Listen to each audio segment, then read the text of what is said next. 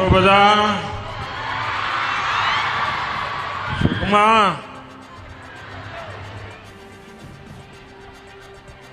मैं आप सभी माताओं बहनों के चरणों में प्रणाम करता हूं। मातृभूमि को नमन करने के साथ ही इतनी बड़ी संख्या में माताओं बहनों का आशीर्वाद भी मिले, इससे बड़ा और सौभाग्य क्या हो सकता है। यहां पहुंचने से पहले आज मैं पूरे दिन युवाओं से जुड़े कार्यक्रम में मौजूद था। अभी मैं देख रहा हूं आप सबके चेहरों पर भी एक अलग ही उत्साह, एक अलग ही खुशी मैं देख पा रहा हूं। ये खुशी स्वाभाविक भी है। आपने जिस विश्वास के साथ अपने इस बेटे को, अपने इस भाई को दिल्ली भेजा, उस विश्वास को बढ़ाने वाला एक और काम आपके इस भाई ने दिल्ली में किया है। नारी शक्ति वंदन अधिनियम, यानी विधानसभा से लेकर लोकसभा तक महिलाओं को प्रतिनिधित्व मिले, प्रतिनिधित्व बढ़े, ये मोदी की गारंटी। ये सपना वर्षों पहले गुजरात की धरती से हमने मिलकर के देखा था। आज उस संकल्प की सिद्धि के साथ मैं आपके बीच आया हूं। खासकर मैं गुजरात की मेरी बहनों से कहना चाहता हूं, हमेशा की तरह इस बार भी आपने रक्षाबंधन पर मुझे ढेर सारी राखियां भेजी थी और हमारे यहां जब राखी मिलती है तो भाई की तरफ से गिफ्ट देने का भी रिवाज है। मैंने इस बार गिफ्ट पहले ही तैयार कर ली थी, लेकिन उस समय बता तो सकता नहीं था। आज मैं ये कह सकता हूं कि नारी शक्ति वंदन अधिनियम पूरे देश की मेरी माताओं बहनों के लिए एक बहुत बड़ा उपहार है। नारी शक्ति वंदन अधिनियम मेरी बहनों के अधिकारों की गारंटी है। नारी शक्ति वंदन अधिनियम मेरी बहनों के सपनों के पूरा होने की गारंटी है। नारी शक्ति वंदन अधिनियम देश की नारी शक्ति के सामर्थ्य का सम्मान है और ये नारी शक्ति वंदन अधिनियम भारत के विकास की, विकसित भारत की भी गारंटी है। क्योंकि जब महिलाएं बड़ी संख्या में नेतृत्व के लिए आगे आएगी तो देश को आगे जाने से कोई रोक सकता नहीं है। मैं आप सभी को नारी शक्ति वंदन अधिनियम पास होने की बहुत बहुत बधाई देता हूं। बहनों, बेटियों, आप सब जानती हैं कि आजादी के इतने दशक तक नारी शक्ति के सामर्थ्य के साथ इंसाफ नहीं हुआ। अब आप मुझे बताइए, किसी के एक हाथ एक पैर को बांध कर रखा जाए तो उससे आप कितनी उम्मीद कर सकते हैं? देश की आधी आबादी की पूरी भागीदारी के बिना देश तेज विकास नहीं कर सकता है। हमने देखा है कि महिला अधिकार की बात पर या तो पहले सियासी बहाने बनाए जाते थे या ये कहा जाता था कि महिलाएं सारे काम नहीं कर सकती। हमने गुजरात से इसी सोच के खिलाफ लड़ाई शुरू की थी। गुजरात में हमने परिवार, समाज और स्टेट तीनों स्तर पर महिला सशक्तिकरण की दिशा में कई सफल अभियान चलाए। परिवार में पीने के पानी जैसी बेसिक जरूरत हो, आर्थिक भागीदारी की बात हो या इलाज की चिंता हो, इनसे महिलाएं सबसे ज्यादा प्रभावित होती हैं। हमने एक एक करके ऐसी बहुत सारी योजनाएं बनाई जिससे परिवार में रहने वाली हर महिला का जीवन आसान हो।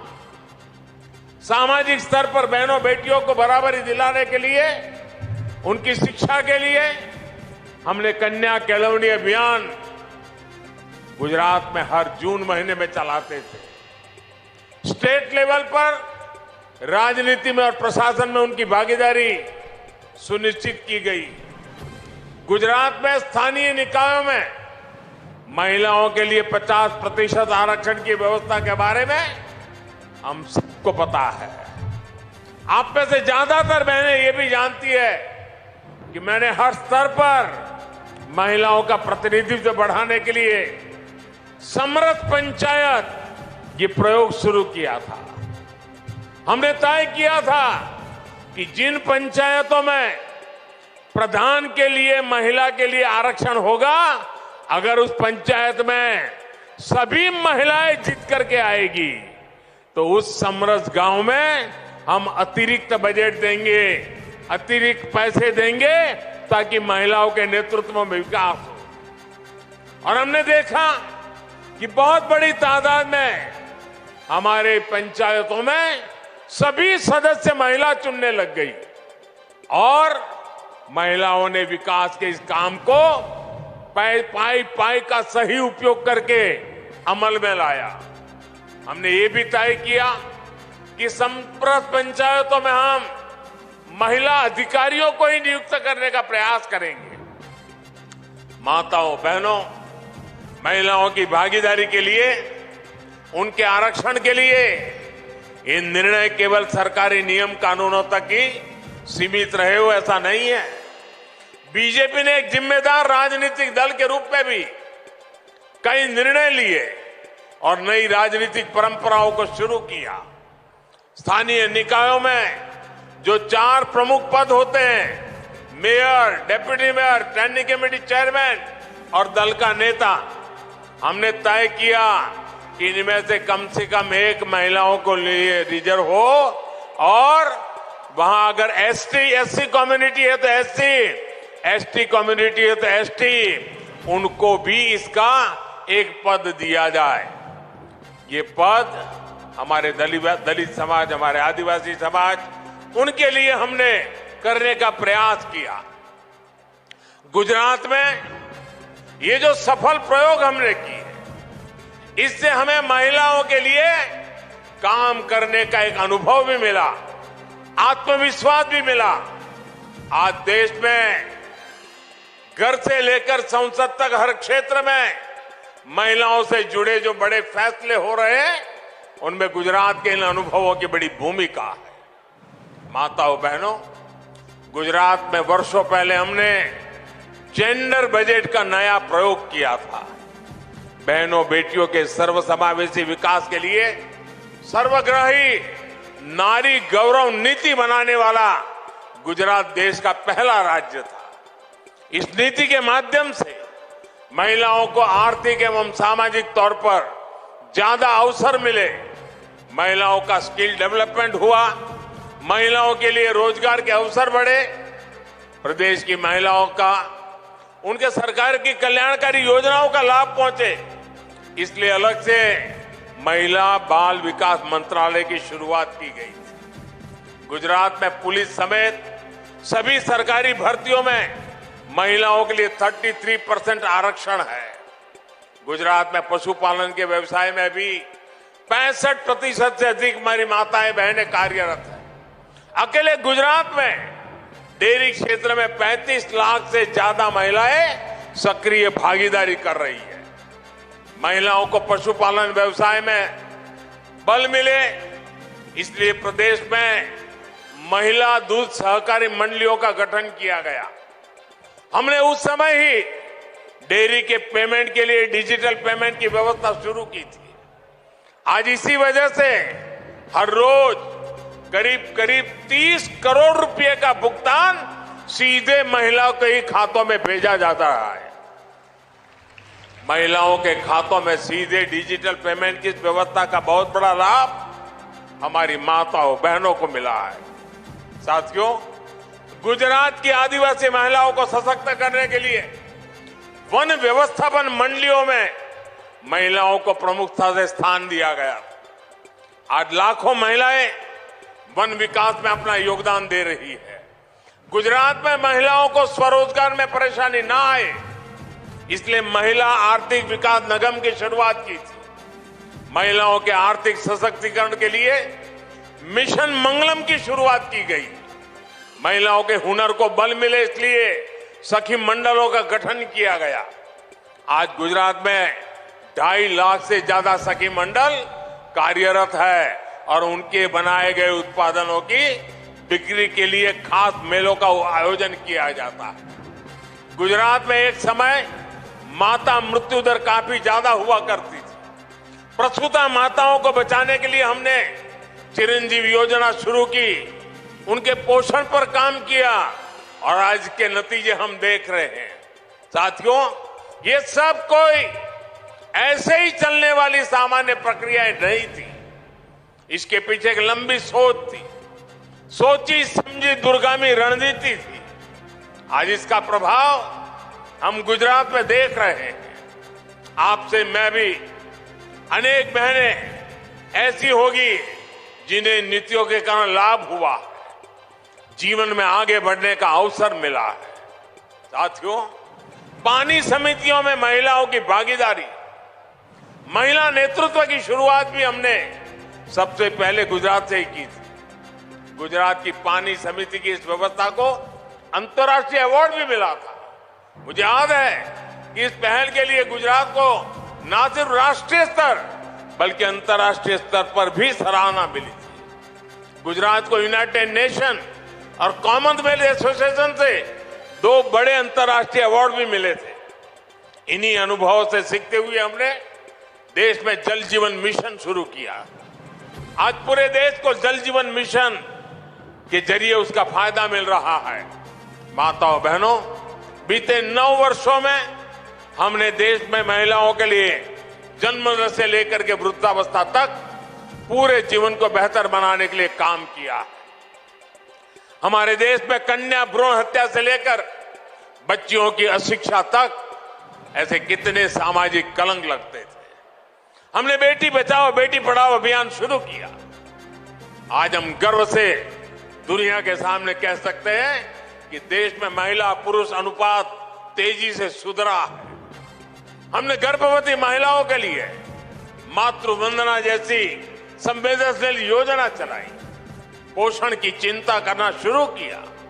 आज देश में बच्चे के जन्म के समय होने वाली मां और बच्चे दोनों की मृत्यु दर में कमी आई है। स्वच्छ भारत अभियान के तहत हमने स्कूलों में शौचालय बनवाए।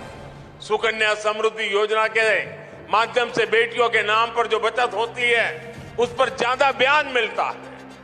जब बेटियां पढ़कर आगे बढ़ती हैं तो उनके कैरियर के लिए सेना से लेकर माइनिंग तक हर क्षेत्र में दरवाजे खोल दिए गए। इससे बेटियों में पीछे होने की भावना खत्म हुई है, एक आत्मविश्वास आया है और आज देश की इंडस्ट्री हो या खेल का मैदान, बेटियां हर जगह नई बुलंदियों को छू रही हैं, देश का नाम बढ़ा रही है। कल ही हमारी वुमेन क्रिकेट टीम ने एशियन गेम्स में गोल्ड मेडल जीतकर भारत का परचम फहराया। माताओं बहनों, ये आपकी बढ़ती ताकत का ही नतीजा है कि नारी शक्ति मंदन अधिनियम संसद में रिकॉर्ड मतों से पास हुआ है। जिन लोगों ने दशकों तक इस लटका कर रखा था, उन्हें भी आपके डर से ही इसका समर्थन करने के लिए मजबूर होना पड़ा है और वोट डालना पड़ा है। ये आपकी मजबूती है जो उन्हें मजबूर कर रही है। आपने देखा होगा अपने बयानों में लोग कैसे कैसे किंतु परंतु लगा रहे थे, कैसे कैसे बहाने बना रहे थे। इन्होंने महिलाओं को अलग अलग वर्गों में बांटकर आपकी ताकत को कमजोर करने का पैंतरा भी चला। लेकिन जब इन्हें लग गया कि ये सरकार पीछे हटने वाली नहीं है, जब उन्हें लग गया कि देश की महिलाएं देख रही हैं कि संसद के भीतर क्या हो रहा है, तो इन्हें मन मानकर मजबूर होकर इस कानून के पक्ष में वोट करना पड़ा। मैं आप सभी को इस बहुत बड़ा काम और आपने इतनी बड़ी संख्या में आकर के आशीर्वाद दिया, इसलिए मैं आपका आभार भी व्यक्त करता हूं, आपको बहुत बहुत बधाई भी देता हूं। जल्द ही इस कानून की ताकत से आप सब देश की बेटियां ज्यादा संख्या में विधानसभा और संसद में भी पहुंचेगी और देश की आवाज बनेगी। आप सबको मेरी तरफ से बहुत बहुत धन्यवाद। नमस्कार। भारत माता की, भारत माता की बहुत बहुत धन्यवाद।